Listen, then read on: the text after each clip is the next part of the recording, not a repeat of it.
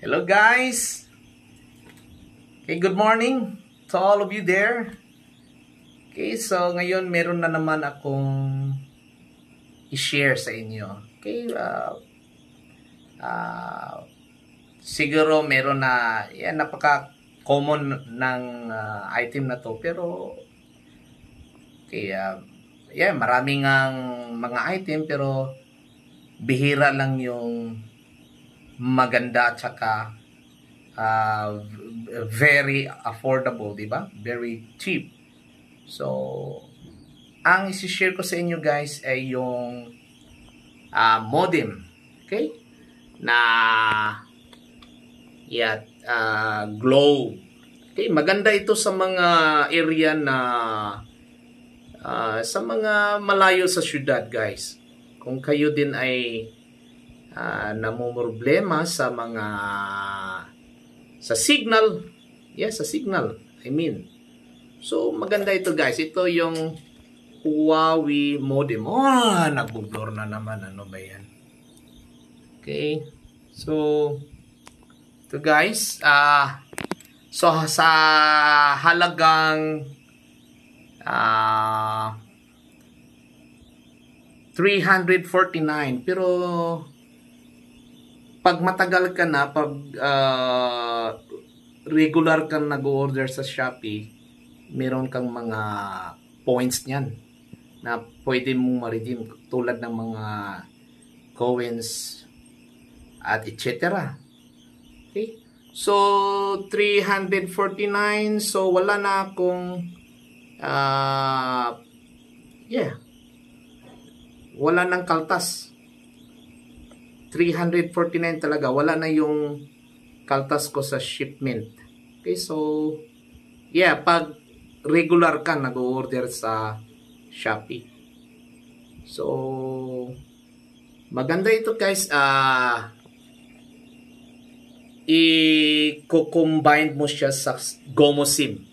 Kasi malakas naman talaga yung GOMO SIM sa mga ereyang mabukid. Lalo na sa malayo sa syudad, yung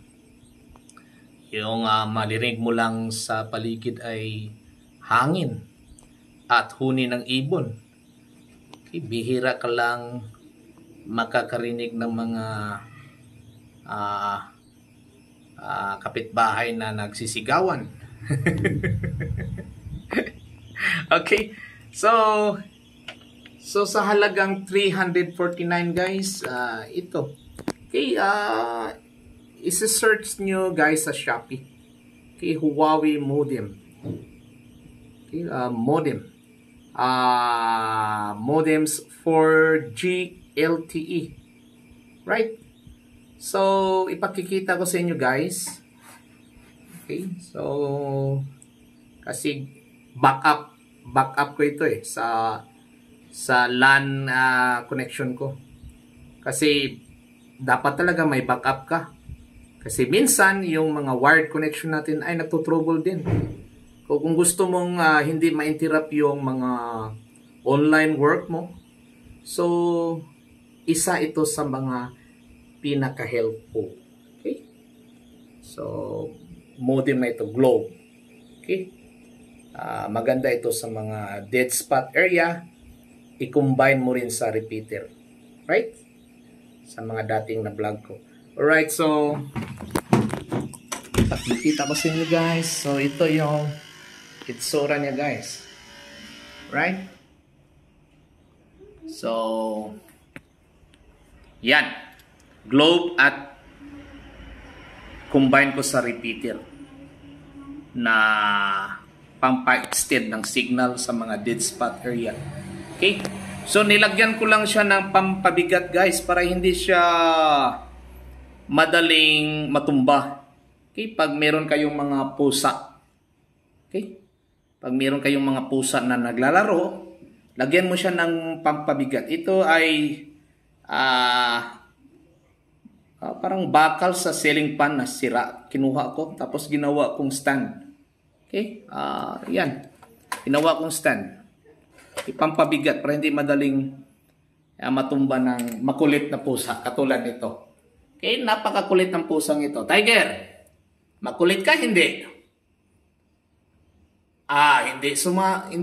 Hindi sumasagot, so makulit yan. Okay, so hanggang dito lang guys. Sana nakatulong sa inyo. Okay, bye-bye for now. Hope to see you soon.